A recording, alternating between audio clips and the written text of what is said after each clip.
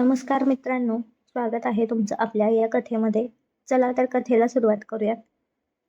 माझ्या लग्नाला अवघे 3 महिने झाले होते. सुमित आणि माझं नातं अजूनही फुलासारखं उमललं होतं.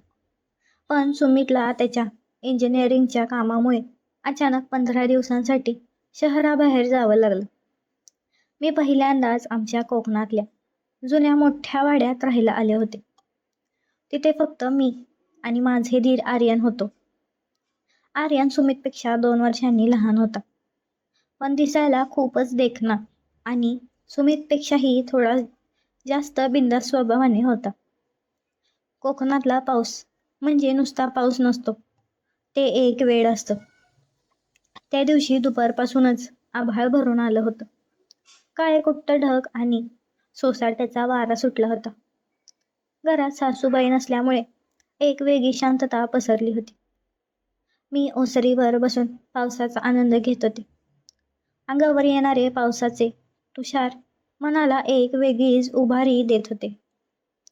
तेवढ्यात पाठीमागून आवाज आला, "वहिनी, एकट्याच काय करताय या पावसात?"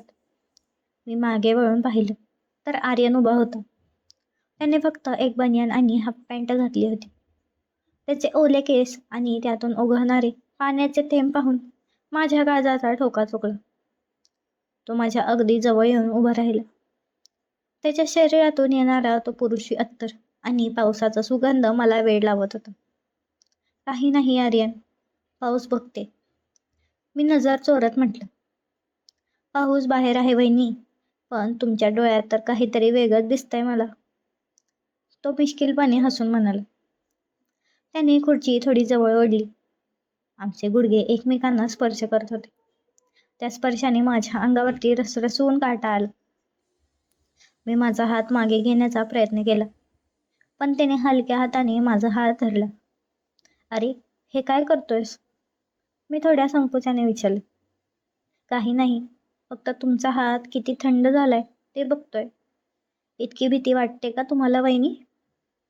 त्याचा तो खोल आवाज माझ्या कानाजवळ गुंजला. तो माझ्या इतक्या जवळ होता की मला त्याचा श्वास माझ्या गालावरती जाणवत होता. वातावरणात एक वेगळीच उष्णता निर्माण झाली होती. अचानक विजांचा कडाडाट सुरू झाला आणि वीज गेली. संपूर्ण वाडा काळोखात बुडाला. मी घाबरून आर्यनला घट्ट पकडलं. त्यानेही मला सावरून घेतलं बरं का. त्या अंधारात आमची मनं एकमेकांच्या खूप जवळ आली होती. "वहिनी, घाबरू नका ना तुम्ही, मी आहे ना तुमच्यासोबत." तो हळूच माझ्या कानात पुटपुटला. त्याचा हात माझ्या कमरेवरती स्थिर झाला. तो स्पर्श चुकीचा नव्हता, पण त्यात एक अशी ओढ होती जी मला पूर्वी कधीच जाणवली नव्हती. सुमित दूर असल्यामुळे माझ्या मनात जो एकटेपणा होता, तो कदाचित या स्पर्शाने दूर होत असावा. आम्ही तिथेच ओसरीवर बसून राहिलो. पावसाचा जोर वाढत चालला होता. "वहिनी, तुम्हाला माहितीये का, सुमित दादा खूप नशीबवान आहे बरं का." त्याने अचानक मला विचारलं. "का?" मी त्याला विचारलं.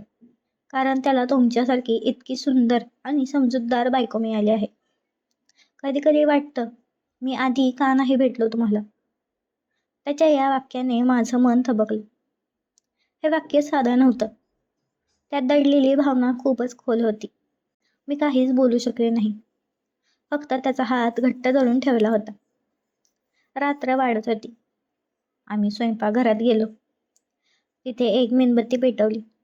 मेणबत्तीच्या त्या मंद प्रकाशात आर्यनचा चेहरा खूपच आकर्षक दिसत होता. तो माझ्याकडे एकटक पाहत होता. "वहिनी, तुम्ही जेव्हा लाजता ना, तेव्हा खूपच सुंदर दिसता बरं का." तो असं खोडकरपणे म्हणाला. मी हसून खाली पाहिलं. "आर्यन, तू खूप खोडकर झालायस बरं का." "खोडकरपणे नाही, फक्त सगळं खरं खरं सांगतोय वहिनी तुम्हाला," तो म्हणाला आणि त्याने हळूच माझ्या ओल्या केसांची एक बड बाजूला केली. त्या क्षणी मला जाणवलं की नात्यांच्या सीमा ओलांडणं सोपं असतं, पण त्या सांभाळणं कठीण असतं. पण त्या रात्री त्या काळोख्यात आणि पावसाच्या आवाजात सगळं काही विसरायला होत होतं. आम्ही जेवण केलं आणि आपापल्या खोल्यांकडे निघालो, पण झोप कोणालाच येत नव्हती. मी माझ्या खोलीत खिडकी बाहेर पाहत उभी होते. तेवढ्यात दरवाज्यावर हलकी थाप पडली. मी दरवाजा उघडला तर समोर आर्यन उभा होता. त्याच्या हातात पाण्याचा तांब्या होता. पाणी हवं होतं का तुम्हाला? मी विचारलं. नाही, फक्त तुम्हाला गुड नाईट म्हणायला आलो होतो. तो तिथेच दारात उभा राहून माझ्याकडे पाहत होता. त्याच्या डोळ्यात एक वेगळीच चमक होती. त्याने हळूच पुढे येऊन माझ्या कपाळावर एक हलकी पप्पी दिली. काळजी घ्या वहिनी, असं म्हणून तो तिथून निघून गेला. त्या रात्री मला खूप उशिरा झोप लागली. स्वप्नातही तोच पाऊस आणि तोच स्पर्श जाणवत होता. सकाळी जेव्हा मी उठले तेव्हा ऊन पडलं होतं. पाऊस थांबला होता, पण माझ्या मनातलं वादळ अजूनही शांत झालं नव्हतं. आर्यन समोर आल्यावर मी नजर मिळवू शकत नव्हते, पण त्याच्या चेहऱ्यावर एक समाधानाचं हसू होतं. काही दिवसांनी सुमित परत आला.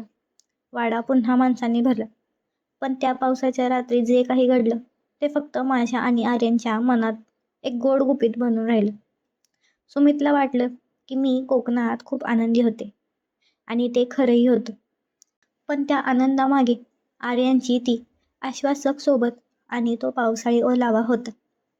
नात्यांच्या सीमारेषा ओलांडायच्या नसतात, पण कधीकधी त्या रेषेवर चालणंही खूप रोमांचक असतं. आम्ही आजही एकमेकांकडे बघतो तेव्हा त्या रात्रीची आठवण आमच्या डोळ्यात चमकते. ते नातं किती रोमॅन्टिक होतं हे आम्हाला ठाऊक नाही, पण ते खूप खास होतं. मित्रांनो, तुम्हाला ही कथा कशी वाटली हे मला कमेंट करून नक्की सांगा. अशाच कथा ऐकण्यासाठी माझ्या चॅनलला नक्की सबस्क्राईब करा. भेटूया पुढच्या व्हिडिओमध्ये. तोपर्यंत धन्यवाद.